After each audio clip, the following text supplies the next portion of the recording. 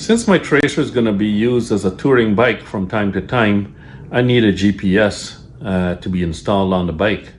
And if you looked recently at the cost of motorcycle GPS units, you'll see that they're very expensive. The GPS unit that is quite popular for motorcycles is the Garmin XT, and that is I think it's over 500 bucks. And I didn't want to go buy another GPS, especially since I can only ride one bike at a time. And so I had this idea that I could use my Navigator 6 from my BMW on the Tracer.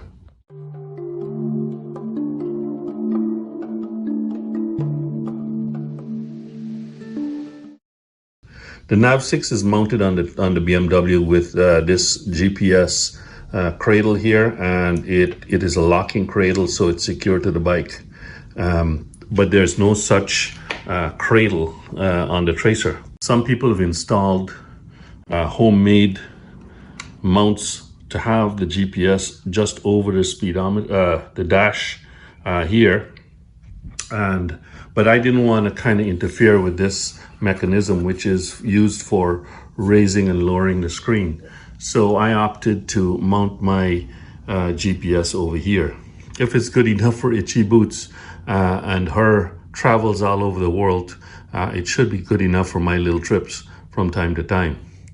I used a Ram mount U clamp here, and it comes up to a ball here.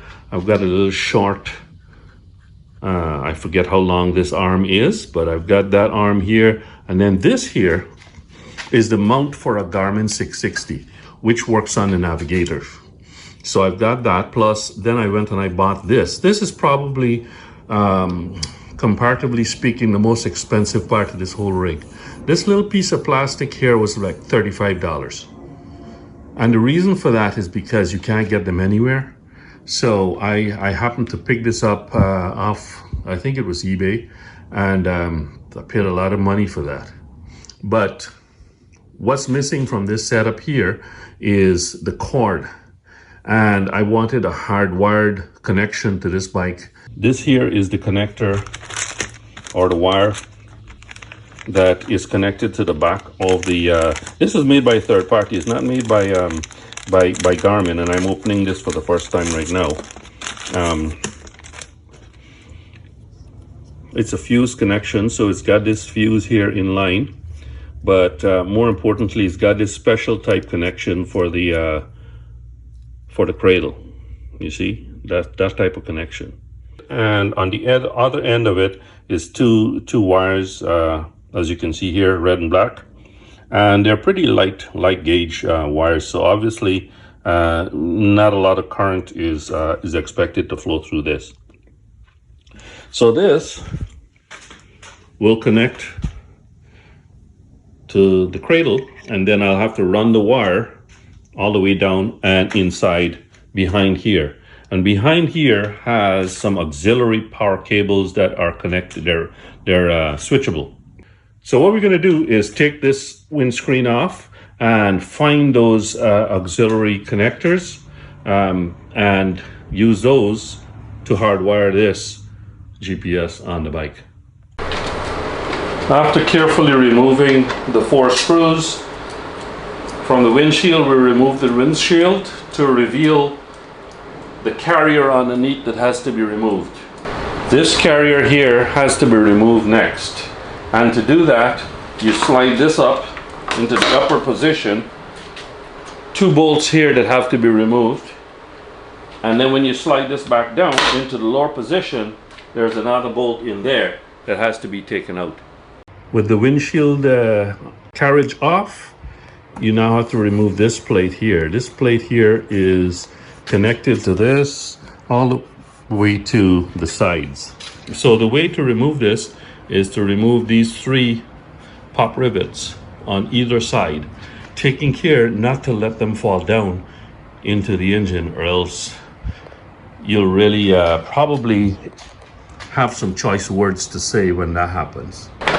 With the pop rivets out, you just wiggle this out from here, keeping an eye on how you've actually how it actually is installed, because you're going to have to put it back in afterwards. But a good tip is to take the cover off of the cigarette lighter, and that helps too. To get to the connectors, we got to take these 4 screws off, and behind this plate you're going to see the connector for the GPS. The 4 screws removed, should be able to just lift this plate off. Now this is the area that we're interested in, and from what I've seen, the auxiliary connectors are in this boot here. I don't know if you can see, but that gray thing there, that gray one there, is the one that we're going to be using.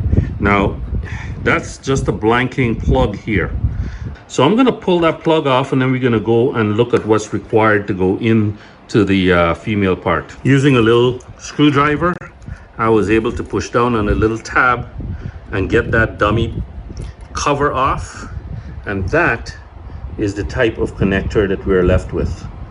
Okay, this is what we're going to need to connect to. I got a set of 2, so I've got a spare one to be used for some other job that I might want to do later on down the road. But let's check it out. I haven't opened this bag yet, so I'm going to do it now and see if it fits. On the ends, ready for soldering, and it looks pretty damn good. Let's put it right next to the dummy that we took off, and there you have it. That's the correct connector right there, and it's waterproof. Excellent. This plug set comes with 4 of these connectors here, so you don't even need to solder it on either. You can just use these crimp connectors and put them on, and you're good to go. Moment of truth now. Just turn the bike on, and nothing. So I swapped the leads around, red to black and black to red. See what happens now.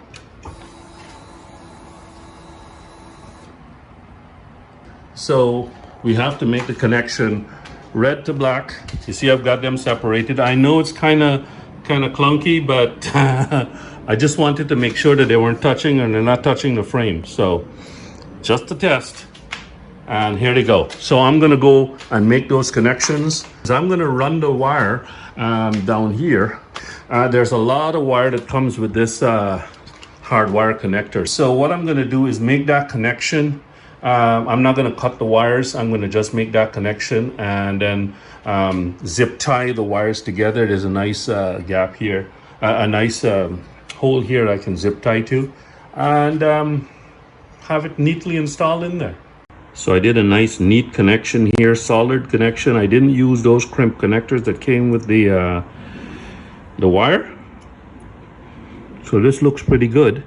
I simply tuck the wires back up underneath there and allowed enough wire here so that when the handlebars are turned, there is no, I'm going to tie this off with a zip tie, but there's no tugging on the wires. So you just got to make sure that you've got enough wire on the cable going here in underneath the dash. But once I got that done, I'll just put this all back together. Installation is the result, reverse of removal.